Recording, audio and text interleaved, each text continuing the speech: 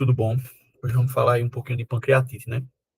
Basicamente, a pancreatite, ela é autoexplicativo o nome, né? Assim, o nome é bem tranquilo da gente entender. O que seria uma pancreatite? De pâncreas, tite de inflamação, a ite, né? Seria uma inflamação desse pâncreas. Basicamente é isso. Ou seja, o que é uma pancreatite? De bate e pronto, você diz, é uma inflamação do pâncreas, beleza? E aí a gente vai entender como essa inflamação ocorre, os motivos, se ela é aguda, se ela é crônica, tranquilo? E aqui, nessa imagem, só para a gente dar uma revisão, basicamente do que é o pâncreas, né?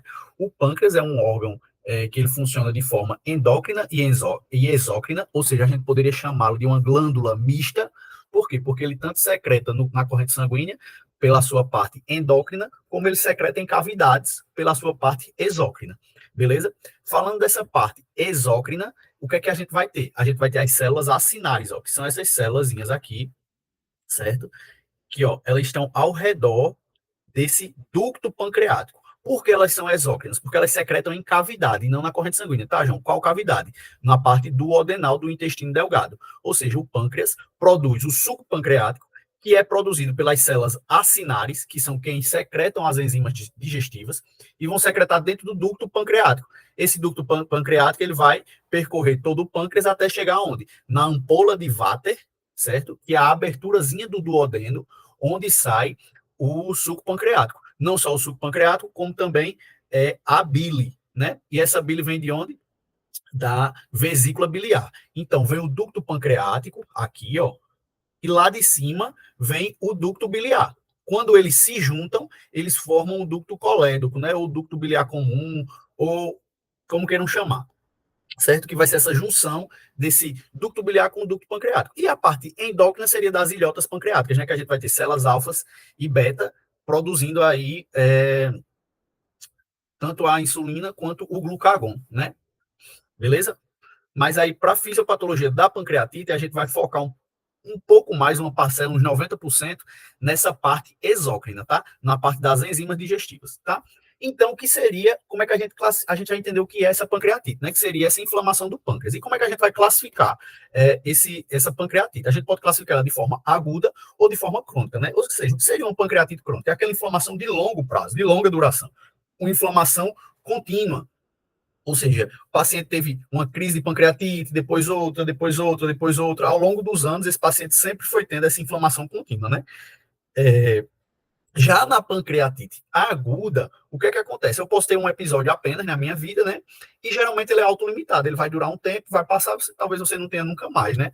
Ou, assim, ele pode não ser autolimitado, né? Ele pode evoluir para uma forma muito grave, porém foi de repente. Então aí foi uma pancreatite aguda. Na pancreatite crônica, ela é de forma mais insidiosa, mais lentificada, é aquela inflamação contínua, mas de longo prazo, né? Beleza? O problema da pancreatite crônica é o quê? É você ter uma insuficiência pancreática no futuro, né? E aí a gente pode classificar também essa pancreatite aguda, né? A pancreatite a gente pode classificar ela em leve, moderadamente grave e grave. O que seria uma leve? Que eu não tenho falência de órgãos nem complicações locais. Na moderadamente grave, eu tenho falência de órgãos transitórios, ou seja, durante a pancreatite, eu tenho, por exemplo, uma falência de pâncreas transitória, porque foi só durante a infecção. E a grave seria, eu tive uma pancreatite tão grave, aguda, que ela lesou tanto o meu pâncreas, que esse pâncreas ficou falente para o resto da vida, beleza? Claro que seria uma pancreatite muito, muito grave mesmo, né? Porque gera até risco de morte. Tranquilo? A epidemiologia da pancreatite, a gente tem o quê? 20 a 40 casos por 100 mil, é bem prevalente, tá? As principais causas são a litíase biliar e o álcool, né? Ou seja, epidemiologicamente é o que mais se apresenta causando a pancreatite, tá? O álcool, principalmente na forma crônica, e é mais comum em homens, por quê? Porque aquele homem é alcoolista de longo prazo, né? Desde a adolescência que ele toma. E aí vamos dar uma observada agora numa das partes principais da pancreatite, que é o quê? São os fatores de risco e as causas que vão gerar essa pancreatite, né?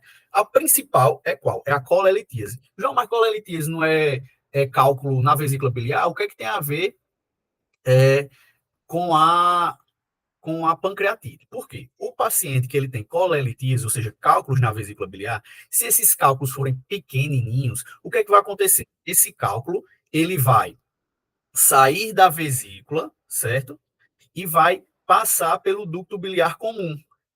Esse ducto biliar comum, ele vai se juntar junto com o ducto pancreático na saída lá da ampola de Vater no intestino delgado, certo? Se esse cálculo vem e obstrui aqui nessa bifurcação, o que é que vai acontecer com o suco pancreático que estava vindo pelo ducto pancreático e quer sair aqui? Ele não vai conseguir passar. Se ele não consegue passar, ele começa a ficar represado. E lembrem que o suco pancreático está cheio de enzimas digestivas. Essas enzimas vão começar a degradar o pâncreas. Basicamente, isso é a fisiopatologia, certo? Já estou dando uma introdução, mas ela acontece principalmente por conta dessa colelitíase, tá? Outra coisa que pode acontecer é o etanol. O que é que o etanol faz? Ele ativa as células acinares, aquelas que a gente viu que é responsável pela parte exócrina do pâncreas, beleza? O que é que as células acinares fazem? Elas produzem zimogênios. João, que danado é zimogênio? Zimogênio é um tipo de proteína inativa. Por quê? Porque o pâncreas é inteligente. Vamos lá. Eu estou aqui na minha célula acinar, certo? Aqui na minha célula acinar, eu sei que eu vou produzir enzimas e eu vou colocar dentro do ducto pancreático. Eu sei que essas enzimas vão digerir tecido. Então, o que é que eu faço? Eu produzo essas enzimas de forma inativa, que são os zimogênios, tá? Ou seja, zimogênios seriam uma proteína ou uma enzima na sua forma inativa. Por quê? Porque eu não quero degradar o meu pâncreas. E aí ela vai ficar ativa quando? Quando ela chegar lá no meu trato, no meu intestino delgado, certo? Para degradar os alimentos, as proteínas, né? Beleza? Então, nesse caso, o que é que acontece? O álcool, ele ativa as células acinares que vão produzir esses zimogênios em excesso. Em alguns momentos, até que eu não estaria precisando deles. Ou seja, quando é que eu vou precisar do suco pancreático? Quando eu estou me alimentando e eu estou digerindo aquele alimento. Se eu estou ingerindo o álcool vai ativando essas células acinares a produzirem esses imogênios, certo? Que vão ser ativados de forma irregular dentro do pâncreas, certo? Se essas enzimas são ativadas dentro do pâncreas, o que é que acontece? Eu começo a degradar. Quando eu degrado o meu pâncreas, eu gero dano. Se eu gero dano ao meu tecido pancreático, eu estou gerando inflamação também, beleza? Outra coisa que o etanol faz, ele faz uma ativação de células epiteliais, que estão dentro do ducto pancreático. E eu vou aumentar o muco dentro desses dutos. Tá, João, mas qual é o problema? O problema é que se esse muco começa a ser hiperproduzido e ele espessa, e ele fica de forma espessa dentro do ducto pancreático, ele vai se comportar como um cálculo biliar, e ele vai obstruir. Beleza? Obstruindo, eu faço com que esses imogênios se ativem e se alastrem pelo pâncreas. Outra coisa que o álcool faz, certo? Ele estimula os neutrófilos lá no pâncreas. Os neutrófilos produzem o quê? O ROS, que é as espécies reativas de oxigênio, que é como se fosse água oxigenada, né? Essas espécies reativas de oxigênio são tóxicas aos tecidos. E esse tecido começa a ser inflamado. Então, o álcool, ele age, o etanol, ele age com essas três vias de inflamação pancreática, beleza? Outro fator de risco ou causa para uma pancreatite seria um trauma, porque o trauma vai estimular a produção desses imogênios e das proteinases que vão degradar esse pâncreas, porque elas deviam estar lá no intestino delgado e não ativadas no pâncreas, tá? Hipertrigliceridemia, tá, João, qual é o problema? Os triglicerídeos, eles são digeridos em quilomicrons. Esse triglicerídeo em excesso no sangue, ou seja, uma hipertrigliceridemia, que é o aumento do triglicerídeo na corrente sanguínea, pode gerar quilomicrons. Esses quilomicrons podem obstruir pequenos vasos pancreáticos. Obstruindo esses pequenos vasos pancreáticos, eu posso ter uma isquemia daquele tecido, como se fosse um infarto, e gerar uma necrose. Isso também é uma causa de pancreatite, tá? Hormônios e esteroides. Por quê? Porque as secreções aqui vão ficar mais espessas. E se eu tenho um espessamento dessas secreções, ela obstrui como se fosse um cálculo, tá? O vírus também, vírus MAMPS, também pode estimular a produção das células acinares, que é a produção dos imogênios, né, das proteínas inativas, que vão se ativar e vão degradar. Posso ter uma pancreatite autoimune por conta do IgG4. O que é que eles fazem? Também vão estimular as células acinares e as epiteliais, que são responsáveis aí pela produção desses imogênios e proteinases, beleza? E do muco. Picada de escorpião, essa é bem engraçada, mas também o veneno também pode gerar a destruição das células acinares, né? Drogas como sulfalazinas, furosemidas, antirretrovirais, medicações para diabetes mellitus do tipo 1, isso também pode gerar uma inflamação pancreática, tá? Hipercalcemia, por quê? Porque o cálcio, ele consegue ativar essas proteases. Por quê? Vou repetir pela milésima vez, o pâncreas produz as proteinases ou as enzimas de forma inativa, através dos imogênios. E existem alguns mediadores que ativam ela quando ela chega lá no ilho não, no duodeno do intestino delgado. Beleza. E quais são esses mediadores? Um deles é o cálcio, certo?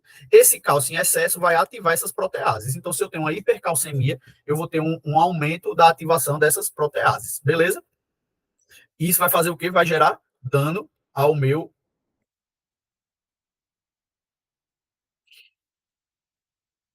vai gerar dano ao meu pâncreas, beleza? Outra coisa que também é fator de risco para pancreatite é o quê? É a colangiopancreatografia endoscópica retrógrada. Essa sigla aqui está em inglês, mas em português é CRPE. Beleza? O que é isso, João? Beleza. Uma colangiopancreatografia endoscópica retrógrada é o quê? Eu venho com o endoscópio pelo duodeno, pelo intestino delgado, coloco ele dentro da ampola de váter, vou subir para ver o quê? Para olhar esses ductos. Nesse momento que eu faço isso, eu posso gerar um dano aqui, ou uma obstrução, ou alguma coisa do tipo que gere essa pancreatite. Beleza? Porque eu vou entrar ou dentro do ducto pancreático ou dentro do ducto biliar. Beleza? A fisiopatologia da pancreatite. Eu já dei uma bela introduzida, basicamente você já consegue entender o que é a fisiopatologia da pancreatite. Mas agora a gente vai amarrar isso bem direitinho. Ou seja, as enzimas pancreáticas deveriam ser secretadas aonde? No duodeno, no intestino delgado, né? Por quê? Porque elas são enzimas digestivas, ela está ali para digerir, a gente vai fazer digestão no intestino. Beleza? E qual é o problema? Quando é que essa fisiologia vira fisiopatologia? Quando elas não são ativadas no duodeno, e sim são ativadas aonde? No ducto pancreático. Aí é onde está a bronca, beleza? E quem são essas enzimas que o pâncreas produz?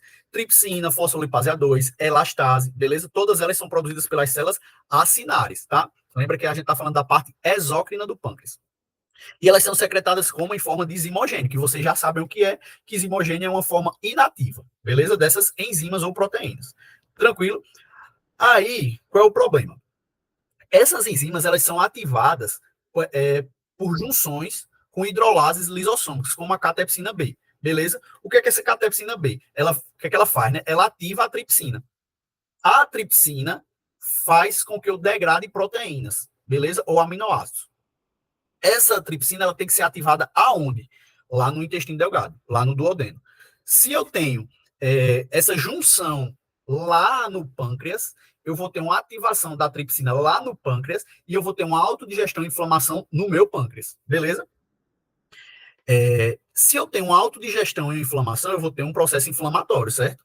Por quê? Porque eu estou degradando o meu pâncreas através de enzimas. Isso vai gerar um dano inflamatório imunológico, certo? Nessa inflamação, eu vou ativar e recrutar quem? Meu sistema de defesa, porque eu estou tendo um dano ali. E chega nesse local neutrófilos e macrófagos. Quando os neutrófilos e macrófagos chegam, o que é que eles vão fazer? Secretar quimiocinas inflamatórias. Por quê? Porque eles são células do sistema de defesa, do sistema imunológico. E aí eles vão e secretam interleucina 1, interleucina 6, TNF-alfa. O que é que essas substâncias fazem? O que é que toda quimiocina vai fazer? Vai fazer vasodilatação, vai fazer aumento da permeabilidade. Isso vai gerar um edema e uma baixa da pressão arterial, certo? Beleza? Essa pressão arterial baixa vai sinalizar nos baroreceptores, que vão entender que a pressão está baixa, vou estimular o meu sistema simpático e vou gerar um ataque cardíaco. Ou seja, veja como a fisiopatologia vai gerando todo o nosso quadro clínico que a gente vai falar já já. Ou seja, se eu estou tendo inflamação e digestão ali do pâncreas, o que é que eu vou começar a ter? Vou ter dor, inflamação, edema na região, uma distensão abdominal. Se eu estou tendo um processo inflamatório ali, o meu intestino não funciona bem, então eu vou ter náuseas, beleza? Esse excesso de quimiocinas, como interleucina 1, interleucina 6, TNF-alfa, vão gerar um processo inflamatório sistêmico, então eu vou ter prostração, astenia, posso ter febre, porque essas quimiocinas vão lá no hipotálamo ativar o nosso termorregulador, beleza? Taquicardia, por quê? Porque eu vou ter edema por conta da vasodilatação e por conta do aumento da permeabilidade. Vou ter edema e pressão arterial baixa. Pressão arterial baixa, eu vou gerar um ataque cardíaco reflexo, certo? Outra coisa que essas quimiocinas fazem, elas ativam a procoagulação, ou seja, elas vão inibir substâncias anticoagulantes. Quando eu inibo substâncias anticoagulantes, eu vou ter coágulos. E aí eu posso ter coágulos naquela região pancreática, porém, de forma paradoxal, eu vou ter hemorragias no resto do corpo. Então, ali naquela região, eu tenho coágulos que vão gerar uma obstrução e uma inflamação ainda maior, certo? Mas no resto do corpo eu tenho uma hemorragia. Por quê? Porque as quimiocinas vão se concentrar lá no pâncreas. Quando se concentra em um local, falta nos outros, tá? Outra coisa que as quimiocinas vão fazer é ativar a medula óssea, gerando leucocitose, aumento de neutrófilos, né? As quimiocinas no fígado vão aumentar VHS e PCR, que é a velocidade de hemossedimentação, a proteína C reativa e a procalcitonina. Tudo isso são marcadores de fase aguda inflamatória, beleza? As quimiocinas no hipotálamo vão gerar febre. Aí essas inflamações reincidentes, se está acontecendo sempre, sempre, sempre, vão começar a gerar uma fibrose no meu pâncreas. Uma fibrose no meu pâncreas vai gerar uma insuficiência pancreática. Tranquilo? Aí a gente já está evoluindo para uma forma crônica da pancreatite. Beleza, meu povo? E aí o quadro clínico, basicamente, a gente já conseguiu destrinchar só pela uma análise mais detalhada da fisiopatologia. Mas vamos repetir aí o quadro clínico para a gente entender e ver tudo que pode ser gerado. Então, uma dor epigástrica constante. Aí, uma coisa que é importante, a dor da pancreatite, o paciente vai relatar que é uma dor em barra ou em faixa. Então, ela vai pegar todo o andar superior ali da parede abdominal, certo? Então, vai ser uma dor ali epigástrica, porém em barra, né? Que vai passar ali hipocôndrio direito, esquerdo e epigástrico. Beleza? Distensão abdominal, vômitos e náuseas, certo? Então, esse vômito aí é bem importante na pancreatite. Redução da motilidade intestinal por conta da inflamação. Então, numa ausculta, eu vou ter uma redução do ruído hidroaéreo, numa ausculta abdominal, beleza? Aumento da bilirrubina, por quê? Porque se eu tenho uma obstrução aqui desse ducto, se for uma pancreatite causada por uma obstrução de ducto, devido a um cálculo, essa obstrução vai ser tanto para o pâncreas quanto para a via biliar. Esse represamento da via biliar faz com que eu tenha um aumento da bilirrubina no sangue, beleza? Então, o paciente pode ter uma icterícia, febre por conta das quimiocinas, coágulos e hemorragias, a gente já falou por quê, beleza? Essas hemorragias podem ser até por um dano pancreático, esse dano pode ficar tão grande que eu vou danificar os vasos sanguíneos daqui do pâncreas e aí vou ter um sangramento por conta desse pâncreas, tá? Desse pâncreas sendo danificado. Edema pulmonar. O que é que uma pancreatite tem a ver com edema pulmonar? Vamos lembrar que uma pancreatite vai gerar essa inflamação. Essa inflamação ela pode ser um pouco exacerbada, né? Se essa inflamação for exacerbada dessa forma, o que é que eu vou ter? Muita quimiocina. O que é que quimiocina faz? Vasodilatação e aumento da permeabilidade. Se essas quimiocinas chegam lá no pulmão, eu vou ter um aumento da permeabilidade lá no pulmão, que vai fazer com que eu tenha edema pulmonar. Esse edema pulmonar vai gerar uma dificuldade respiratória, né? Então, paciente com pancreatite que chega nesse estágio tem uma mortalidade bem maior. Posso ter fístulas para o diafragma, tá? E derrame pleural, justamente por conta dessa degradação. Então, eu estou lá no pâncreas. O pâncreas é pertinho do pulmão. Se eu estou degradando, é como se fosse uma. É como se fosse, não, é uma enzima que está degradando lá, está degradando. Um pedreiro furando uma parede, é a enzima degradando a parede pancreática.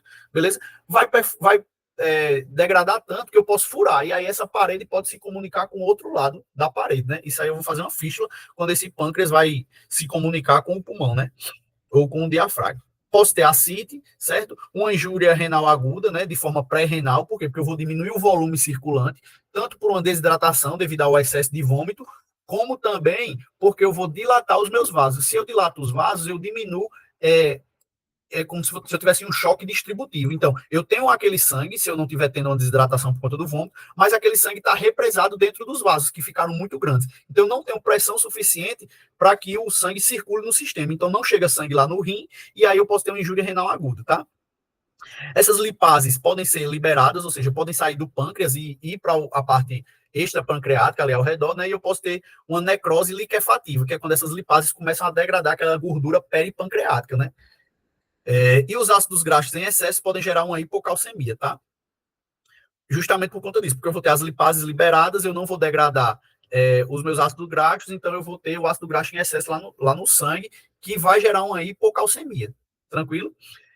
Outra coisa que eu posso ter são pseudocistos, e aí é quando a gente começa a ficar bem grave, porque aquela inflamação do pâncreas, eu começo a degradar tanto, que eu começo a formar pseudocistos.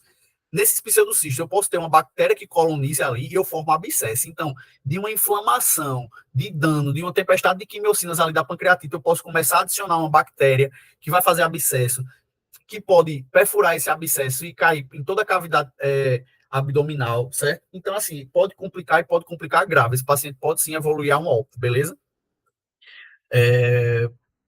Tranquilo. Então, tudo isso aí é o que um pancreatite pode gerar nesse paciente, beleza? Mas aí eu queria amarrar com vocês qual é o jeito daquele paciente. Como é que esse paciente chega? É um paciente que ele vai chegar dizendo o quê? Que teve uma dor após uma refeição, certo?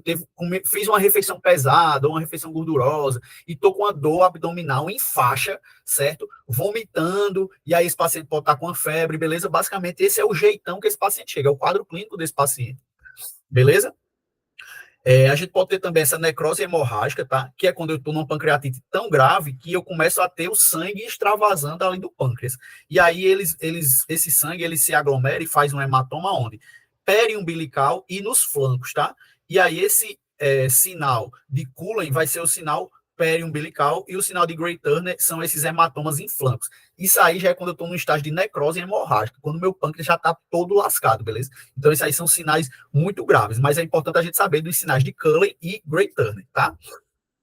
Como é que a gente vai fazer o diagnóstico da pancreatite? Não é tão difícil, tá? Basicamente, é a clínica desse paciente, disso que eu acabei de falar para vocês, mais um exame laboratorial de lipase ou amilase, que são enzimas pancreáticas. Se essa lipase ou amilase tiver 3 vezes maior do que a referência, a gente pode dizer que esse paciente está com uma pancreatite, né? Tendo o quadro clínico ali específico. E a gente tem que lembrar também que a lipase tem uma maior especificidade, ou seja, quando a lipase está 3 vezes maior, aí é que eu tenho mesmo. Se tiver só amilase, eu posso desconfiar de outras coisas, mas se está lipase ou amilase, qualquer uma das duas, a lipase é mais específica. Agora, se tiver as duas 3 vezes mais e o paciente está com uma clínica de pancreatite, meu povo, é pancreatite. Outra coisa que a gente pode fazer para auxiliar nosso diagnóstico é nos laboratórios a gente vai ter hematócrito aumentado. Por que hematócrito aumentado? Porque se eu estou vomitando muito, eu estou perdendo volume. E aí a concentração de células dentro do meu volume sanguíneo aumenta em proporção, porque eu tenho a mesma quantidade de células, porém eu tenho menos volume. E aí eu aumento o meu hematócrito, tá? Que seria a concentração aí de células no sangue. Vou ter baixa hemoglobina se esse paciente já estiver no estágio de hemorragia, leucocitose à custa de neutrófilos, ou seja, eu vou ter um aumento dos leucócitos e, principalmente, dentro dessa classe de leucócitos, eu vou ter aumento de neutrófilos, tá? Provas inflamatórias, como PCR, VHS, procalcitonina, tudo isso vai aumentar, porque o paciente está tendo uma inflamação. O que é que pode também me ajudar até a fazer um diagnóstico da etiologia dessa pancreatite? Se eu tenho TGO, TGP, fosfatase alcalina e gama-GT, que são tanto enzimas pancreáticas como enzimas do sistema biliar. Se eu tenho essas enzimas aumentadas, o que é que me prova? Prova que essa pancreatite vem de um comprometimento hepático ou de um comprometimento biliar, que seria uma colelitíase, né? Então, por isso que é importante a gente pedir já pensando nessa etiologia da pancreatite, né? A gente pode pedir também os triglicerídeos, porque se ele está acima de 1.000, pode dizer a gente o quê? Pode dizer a gente que foi causado pelo acúmulo de quilomicrons nos meus vasos pancreáticos que gerou um infarto pancreático. Beleza? Calcemia, a gente vai medir o cálcio do sangue. Se for hiper, é causa. Se for hipo, é consequência. O que é que eu quero dizer com isso? Se o paciente tem uma hipercalcemia, quer dizer que provavelmente aquela hipercalcemia pode ter gerado a pancreatite. Porque lembra que eu falei que o cálcio ativa as proteínas inativas lá no ducto pancreático. Porém, se esse cálcio no sangue tiver hipo, se for uma hipocalcemia, já é uma consequência daquela pancreatite, né? Porque a pancreatite faz com que eu tenha uma redução do cálcio, beleza? Ureia e creatinina podem estar aumentadas, isso aí vai indicar para a gente já um quadro de injúria renal por conta dessa pancreatite, né?